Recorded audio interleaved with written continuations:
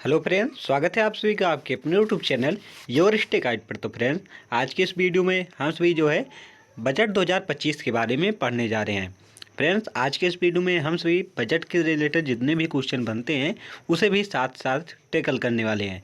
पहले बजट के दोस्तों जो इंट्रोडक्शन है उसे आप सभी को मैं दूंगा। जो बजट से क्वेश्चन बनते हैं, जो बेसिक क्वेश्चन होते हैं जिसे स्टैटिस्टिक्स जीके में आपसे पढ़ते हैं या फिर आप सभी इकोनॉमिक्स में पढ़ते हैं, पहले उसे देखेंगे। उसके बाद 2025 में जो बजट निर्मला सीतारमण जी ने पेश किया है उसे देखेंगे। चलिए देखते हैं पहला बजट कब पेश हुआ था। पहला बजट कब पेश हुआ था? तो पहला बजट जो है ब्रिटिश भारत में 1860 ईस्वी में पेश हुआ था। किसने पेश किया था? तो जेम्स विल्सन ने किया था। किसने? जेम्स विल्सन ने जो है 1860 ईस्वी में ब्रिटिश भारत में पहला बजट पेश किया था। अगर बात कर लें कि आज़ाद भारत का पहला बजट कब पेश हुआ था, तो 1947 ईस्वी में पेश हुआ था। कब? 1947 ईस्वी में आज़ाद भारत का पहला बजट पेश हुआ था। किसने पेश किया था? सृष्टमुखम शेट्टी जी ने पेश किया था, ये भी आप याद रखिएगा। अगर बात कर लें गणतंत्र भारत का प्रथम बजट कब पेश हुआ था, तो गणतंत्र भारत आप सभी को पता ही होगा कब से हुआ है। तो 1950 से जो है भारत जो है हमारा गणतंत्र बना था। तो अगर बात कर लें गणतंत्र भारत का प्रथम बजट किसने पेश किया था, तो जॉन मेथाई ने। किसने? जॉन मेथाई ने गणतंत्र भारत का प्रथम बजट पेश किया था। यहाँ से क्वेश्चन आप सभी के एग्जाम में पूछा जाता है, इसलिए आप सभी इसे ध्यानपूर्वक याद रखिएगा। उसके बाद बात कर लें सर्वाधिक मतलब सबसे अधिक बजट किसने पेश किया है, मोरारजी देसाई जी ने पेश किया है। अगर बात कर ले पहली महिला जो कौन थी जिन्होंने बजट पेश किया था, तो प्रथम महिला की अगर बात कर ले तो इंदिरा गांधी जी हैं। कौन है? इंदिरा गांधी जी जो है प्रथम महिला थी जिन्होंने बजट पेश किया था। अगर बात कर ले कि सबसे लंबा बजट किसने पेश किया है और कब पेश किया था, तो सबसे लंबा बजट जो है 2020 में पेश हुआ था। किसने पेश किया था? निर्मला सीतारमण जी ने पेश किया था। कितनी देर का यह बजट था? तो 2 घंटा 42 मिनट का यह बजट था। आपसे एक एग्जाम में यह पूछा जा सकता है, इसलिए आप इसे याद रखेगा कि सबसे लंबा बजट जो है 2020 में किसने पेश किया था? निर्मला सीतारमण जी ने पेश किया था। और कितनी देर का यह बजट था? तो 2 घंटा 42 मिनट का यह बजट था। अगर बात कर लेंगे 2025 और 26 में जो अभी बजट पेश हुआ है, 2025-26 का जो बजट पेश हुआ है, यह कितनी देर का बजट है? तो ये 77 मिनट का बजट है। कितनी देर का? यह 77 मिनट का बजट है। अगर बात करें घंटे में, तो 1 घंटा 17 मिनट का यह बजट पेश हुआ है 2025 में जो अभी पेश हुआ है हाल में 1 फरवरी को। अगर बात कर लें बजट शब्द का जो वर्णन हमारे भारतीय संविधान में है, तो भारतीय संविधान में जो है बजट शब्द का वर्णन बिल्कुल भी नहीं है। अगर आर्टिकल 112 की बात करें संविधान में, आर्टिकल 112 बताता है कि एनुअल फाइनेंशियल सिस्टम के बारे में जो है आर्टिकल 112 में बताया गया है। अगर बात कर लें कि स्टेट के बारे में कौन सा आर्टिकल बताता है जो एनुअल फाइनेंशियल स्टेटमेंट है, तो जो 200 आर्टिकल 202 जो है यह बताता है। अगर बात कर लें कि जो मनी बिल है यह किसके अंतर्गत आता है, तो मनी बिल जो होता है फ्रेंड्स वो बजट के अंतर्गत आता है। अगर बात कर लें कि जो बजट होता है यह सर्वप्रथम कहाँ पर पेश होता है, तो बजट जो होता है सर्वप्रथम लोकसभा में पेश होता है। ये भी आप याद रखिएगा। इंपॉर्टेंट क्वेश्चन यहाँ पर बन सकता है कि बजट जो है सर्वप्रथम कहाँ पर पेश होता है, तो सर्वप्रथम जो है लोकसभा में पेश होता है। बजट पेश करने से पहले जो वित्त मंत्री होते हैं वो राष्ट्रपति के पास मिलने जरूर जाते हैं, उनका परमिशन लेने जाते हैं। ये भी आप याद रखिएगा। यहाँ से क्वेश्चन यह पूछा जा सकता है कि बजट पेश करने से पहले जो वित्त मंत्री होते हैं वो किसके पास जाते हैं, किसकी अनुमति लेते हैं, तो राष्ट्रपति की अनुमति लेते हैं। ये भी आप याद रखें। अब चलिए देखते हैं बजट 2025-26 के जो प्रमुख बिंदु हैं, इसे आप याद रखिएगा। अगर बात करें 2025 का जो बजट है किस नंबर का बजट है, तो 8वें नंबर का यह बजट है। अगर बात कर लें कि इसमें कौन सी योजना लॉन्च हुई है, तो प्रधानमंत्री जन धान्य कृषि योजना लॉन्च हुई है। कौन सी? प्रधानमंत्री जन धान्य कृषि योजना जो 2025 का बजट है इसमें लॉन्च की गई है। या कितने जिलों के लिए लॉन्च हुई है, तो 1 या 100 जिलों के लिए लॉन्च हुई है। इसका उद्देश्य क्या है, तो इसका उद्देश्य जो है संवर्धित कृषि उत्पादकता को बढ़ावा देना ही इसका उद्देश्य है। इसका लाभ कितने किसान लेंगे, तो 1.7 करोड़ किसान को इसका लाभ मिलने वाला है। ये भी आप याद रखिएगा। आगे देखते हैं। अगला हमारा है दलहनों में आत्मनिर्भरता मिशन। जो दालें हैं उसमें उसे आत्मनिर्भर बनाने के लिए, भारत को दालों में आत्मनिर्भर बनाने के लिए दलहनों में आत्मनिर्भर मिशन लॉन्च हुआ है। कितने वर्षों के लिए लॉन्च हुआ है? तो 6 वर्षों के लिए लॉन्च हुआ है। इसमें कौन कौन सी दाल है, ये इंपॉर्टेंट पॉइंट बन सकता है, आपसे एग्जाम में पूछा जा सकता है। तो इसमें तूर दाल को शामिल किया गया है, उड़द को शामिल किया गया है और मसूर दाल को इसमें शामिल किया गया है।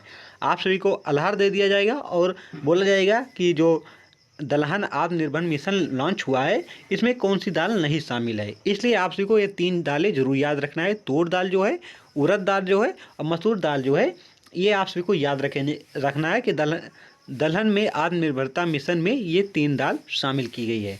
आप सभी को बता दें कि भारत जो है दालों के उत्पादन में विश्व में नंबर 1 पर है, लेकिन भारत जो है दालों को खाने में भी नंबर 1 पर है। इसलिए जो हमारी सरकार है वो सोच रही है कि दालों की उत्पादन है वो और बढ़ाया जाए, इसलिए यह मिशन चलाया गया है। आगे देखते हैं, अगला हमारा है राष्ट्रीय उच्च पैदावार बीज मिशन। राष्ट्रीय उच्च पैदावार बीज मिशन यह भी लॉन्च हुआ है। अगर बात कर लें किसान क्रेडिट कार्ड के लिए अधिकतम ऋण, पहले दोस्तों जो है 3 लाख था। कितना था? पहले 3 लाख ही आप जो किसान क्रेडिट कार्ड था इससे 3 लाख ही जो फ्रेंड्स आप सभी लोन ले सकते थे, जो लेते थे, लेकिन अब इसे बढ़ाकर 5 लाख कर दिया गया है। यहाँ से आप सभी से क्वेश्चन पूछा जा सकता है, किसान जो कार्ड था उससे पहले 3 लाख रुपए ब्याज ऋण मिलता था, लेकिन अब कितना मिलने लगा है? तो अब 5 लाख जो है मिलेगा। अगर और बात कर लें कि असम में जो है यूरिया यंत्र भी स्थापित किया गया है। कहाँ पर? असम में यूरिया यंत्र भी स्थापित किया गया है। असम के किस स्थान पर? तो नामरूप स्थान पर जो है यूरिया यंत्र स्थापित किया गया है किसानों के लिए। चलिए आगे देखते हैं, आगे इसमें से क्या इंपॉर्टेंट पॉइंट बन सकता है। तो फ्रेंड, बजट 2025 में जो है उद्यम पोर्टल भी लॉन्च किया गया है। क्या? उद्यम पोर्टल भी लॉन्च किया गया है। किस लिए लॉन्च किया गया है? तो सूक्ष्म उद्यमों के लिए 5 लाख तक इसमें ऋण मिलने वाला है। कितना? सूक्ष्म उद्यमों के लिए 5 लाख तक इसमें ऋण मिलने वाला है। जो भी उद्यम पोर्टल में अगर रजिस्ट्रेशन किया रहेगा उसे सूक्ष्म उद्यमों के लिए 5 लाख रुपए का ऋण मिलने वाला है। आगे देखते हैं, भारत नेट परियोजना, ये भी आप सभी के एग्जाम के लिए इम्पोर्टेंट हो सकती है। भारत नेट परियोजना किस बजट में पेश किया गया? तो 8वें बजट में इसे लॉन्च किया गया है। इसका उद्देश्य क्या है? तो ग्रामीण क्षेत्रों के सभी स्कूलों में इंटरनेट को पहुंचाना ही भारत नेट परियोजना का उद्देश्य है। 2025 के बजट में इसे भी लॉन्च किया गया है। अगर बात कर लें कि भारतीय भाषा स्कीम भी 2025 में पेश की गई है। और बात कर लें जल जीवन जो मिशन है इसे कितने दिनों तक बढ़ाया गया है? 2028 तक इसे बढ़ा दिया गया है। 2025 तक इसका मिशन था कि हर घर जो है जल पहुंच जाए, लेकिन यह संभव नहीं हो पाया है, इसलिए जो जल जीवन मिशन था इसे 2028 तक बढ़ा दिया गया है। पीएम अनुसंधान अध्यावृत्ति भी 2028 के बजट में पेश हुआ है।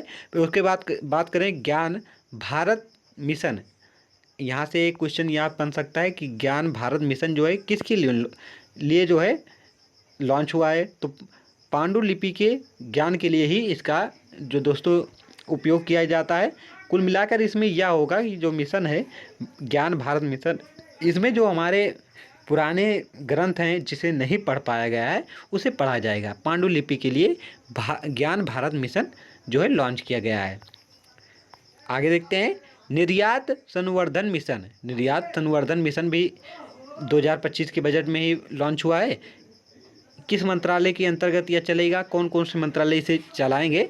तो वाणिज्य मंत्रालय जो है और MSME मंत्रालय जो है और वित्त मंत्रालय मिलकर निर्यात संवर्धन मिशन चलाएंगे। अगर बात करें कि 2025 में राजकोषीय घाटा कितना रहने वाला है, ये आप सभी से पूछा जाए तो 4.4 राजकोषीय घाटा रहने वाला है। ये आप सभी के एग्जाम में पूछा जा सकता है, इसलिए आप इसे जो है अनदेखा नहीं कर सकते हैं कि 2025 के जो बजट में है राजकोषीय घाटा कितने रहने वाला है। तो 4.4 रहने वाला है। 2000 अगर बात करें 24 में कितना था, तो 2024 में जो था 4.8% था। ये भी आप याद रखिए।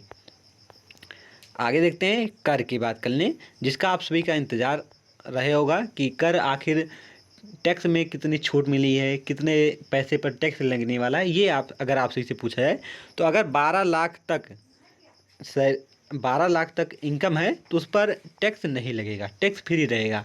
12 लाख तक टैक्स फ्री रहेगा, लेकिन 12 लाख से ऊपर वाले पर टैक्स कैसे लगेगा? तो अगर 0 से 4 लाख के बीच में है तो उस पर 0% टैक्स लगेगा। 4 से 8 लाख के बीच में है तो 5% टैक्स लगने वाला है। 8 से 12 लाख के बीच में जो है तो 10% टैक्स उस पर लगेगा। और बात कर लें 12 से अगर 16 लाख तक है तो 15% उस पर टैक्स लगेगा। और अगर 16 से 20 लाख तक अगर इनकम है तो 20% उस पर टैक्स लगने वाला है। अगर 20 से 24 लाख की बात करने की अगर इसके बीच है तो 25% टैक्स है। और 24 लाख से अगर ऊपर है तो उस सब पर जो है 30% तक जो है टैक्स लगने वाला है। तो फ्रेंड्स, आप सभी को वीडियो कैसा लगा कमेंट बॉक्स में ज़रूर बताइएगा। मैंने सोचा कि कम से कम समय में आप सभी को ज़्यादा से ज़्यादा कंटेंट प्रोवाइड कर सकूँ, वही मेरी उम्मीद थी। जिसमें दोस्तों मेरा आशा है कि आप सभी को वीडियो अच्छा लगा होगा, क्योंकि दोस्तों मैं कुल अभी 10 मिनट ही हुए हैं और 10 मिनट में आप सभी को काफ़ी चीज़ें बता चुका हूँ। अगर वीडियो पसंद आए तो चैनल को सब्सक्राइब जरूर करिएगा, वीडियो को लाइक करें, शेयर करें और अपना फीडबैक कमेंट बॉक्स में ज़रूर बताएँ। Thank for watching this video.